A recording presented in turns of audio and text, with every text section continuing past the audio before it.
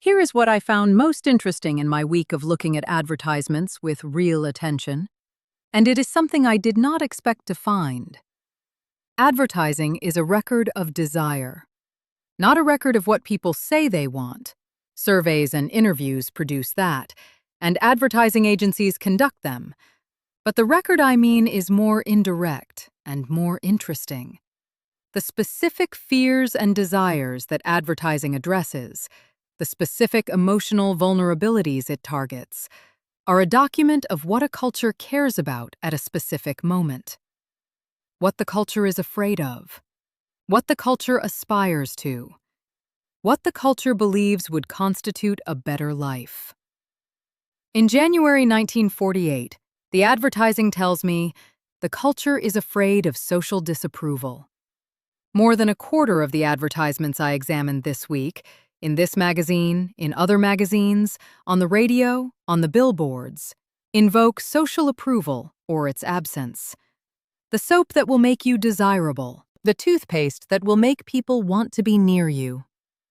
The clothing that will communicate the right things to the right people. The car that will tell your neighbors what kind of person you are. The fear is being seen as inadequate. The advertising knows this.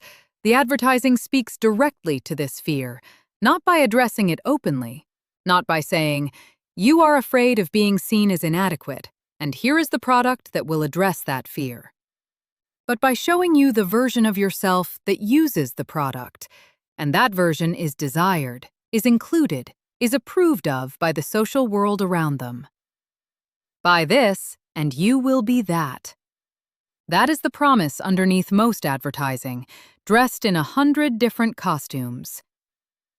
The culture is also afraid of germs. The war introduced a specific, heightened awareness of infection, the understanding that invisible things can kill, that cleanliness is not aesthetic, but medical, that the enemy is sometimes microscopic. The advertising of 1948 knows this and deploys it. The soap that kills germs, the cleanser that protects your family. The specific vocabulary of hygiene that borrows from medical authority, just as the camel advertisement borrows from medical authority, but in a direction that is, at least, pointing toward actual health. The culture aspires to ease. Almost every appliance advertisement, every food product advertisement, every labor-saving device advertisement promises the same thing. You will have more time. More time for the things that matter, for your family, for yourself, for the version of your life that isn't organized around the drudgery of the tasks this product will perform for you. The promise of ease is the promise of freedom from the body's servitude to the maintenance of daily life. This is a genuine aspiration and a real promise, and the products often partially deliver on it. The aspiration tells me, the people who buy these products feel the weight of that servitude. The maintenance of a household, the cooking and cleaning and organizing that domestic life requires, is experienced as burden rather than pleasure by enough people, that the promise of relief from it is commercially viable. Who experiences it as burden? Look at whom the advertisements are addressing. I want to note something about the advertisements in this magazine, because the noting of it is important, and I do not want to pass over it. The magazine is a women's magazine. It is addressed to women. Its content is organized around the concerns and interests and roles that women are understood to have in 1948 America. And its advertisements are addressed to women in the specific way of things that know their audience and have tailored their message accordingly. The advertisements address women as the managers of the domestic sphere. The soap is for the woman who maintains the cleanliness of the household. The cleaning products are for the woman who keeps the house. The food products are for the woman who cooks. The appliances are for the woman who uses them. The cosmetics are for the woman who presents herself to a world that judges her on her presentation. The advertisements assume that these roles belong to women, not explicitly, not in the way of someone who is making a claim about what women should or should not be. Implicitly, in the way that assumptions operate, as the background that the message takes for granted, as the premise on which the persuasion is built. A soap advertisement in a men's magazine would not tell a man that he should maintain the cleanliness of his household, because the advertisement assumes he does not. The women's magazine soap advertisement tells a woman that her household's cleanliness is her responsibility and her metric and her potential failure or success, because the advertisement assumes she is the one who manages this. I notice this. I notice it with the specific attention of someone who has been working outside the domestic sphere for 20 years, and who has, in the process, had repeated occasion to observe how the world is organized around the assumption that women are primarily domestic. The advertisements in this magazine are a precise and detailed map of that assumption. They are not creating the assumption, they are responding to it. They are talking to the audience that exists in the specific register of that audience's actual life. This is what advertising does. It meets people where they are, in their actual circumstances, and speaks to the desires and fears that those circumstances produce. The map is accurate, and the accuracy of the map is a description of territory that can be changed. I want to return to the jingle, because the jingle is the most technically interesting element of radio advertising, and the one I have been thinking about most. The jingle is, in its most successful form, a piece of music that is also a piece of information. The music serves the information. It encodes the brand name, the key product attribute, the central claim of the advertisement, in a melodic form that the brain processes and retains with less effort than spoken text. Why does melody aid retention? This is a real phenomenon and has been studied. The short answer is, the brain processes music and language through partly overlapping neural systems, and when information is encoded as both music and language simultaneously, the dual encoding produces stronger retention than either alone. You remember the jingle because you are remembering both a melody and words, and each serves as a retrieval cue for the other. The advertising industry has known this empirically. They have known it from the results, from the evidence that people remember jingles and respond to the brand names they contain, before the science caught up with the practice. The Ivory jingle that I heard on Wednesday morning. I heard it at 7 a.m. It is now Monday afternoon. I can still hear it. The melody and the words are still accessible, running occasionally through the background of my mind in the specific way of a thing that has been placed there involuntarily, and that visits without being summoned. This is the jingle working as intended.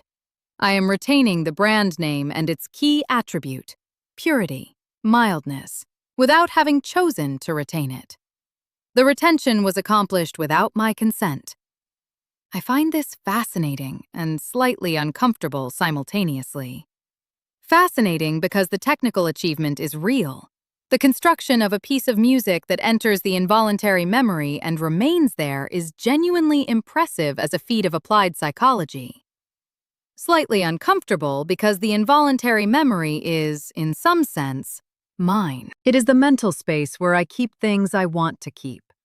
The fragments of music I love, the lines of plays I know, the specific sensory details that constitute the texture of my life as I remember it.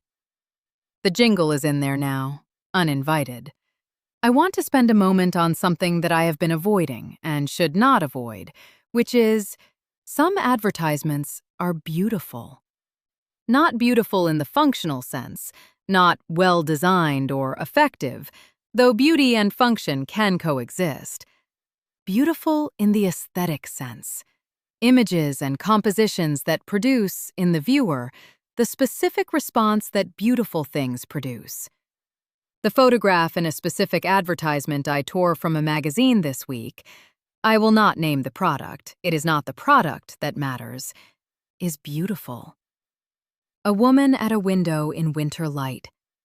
The light comes in at an angle that photographers chase and rarely catch.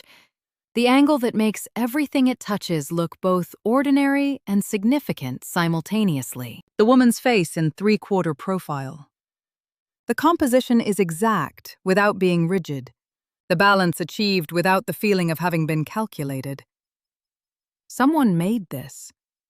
A photographer, working in the service of a commercial purpose, produced an image that is genuinely beautiful. Does the commercial purpose diminish the beauty? I have been asking this question since I noticed the beautiful photograph, and the honest answer is, I don't know. I know that the most beautiful things I have encountered in the arts were not made in service of commercial purposes, were made in service of something the artist understood as more fundamental than commerce. Parker improvising on Tuesday was not made in service of commerce.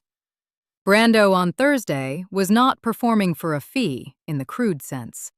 He was there for whatever actors are there for when they are fully inside the work. I also know that commerce and beauty are not automatically opposed. The Sistine Chapel was a commission. Shakespeare wrote plays that were commercial ventures. Goldstein's bread is made to be sold, and it is beautiful in the way that honest things made well are beautiful.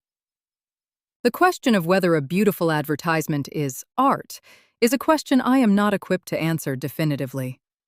What I can say is, whoever made the photograph of the woman at the window was paying attention, was seeing, not just registering, was making something with the specific care that goes into things that are made to be more than functional. That care is real. What it serves is a separate question. Here is what I predict about advertising, and specifically about what it will do with the television that I described in episode 1. Television will become the primary medium for advertising.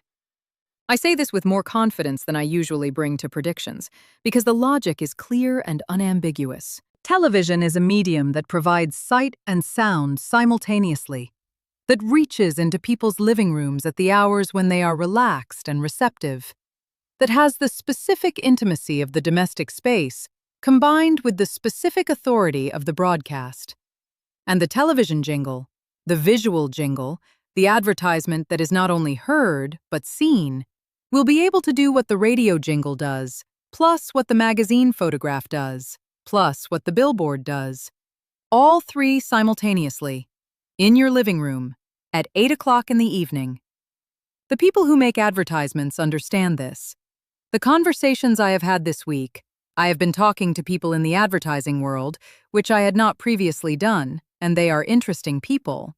Those conversations confirm that the advertising industry is watching the television's growth with the specific attention of a craftsperson who has just been handed a better instrument.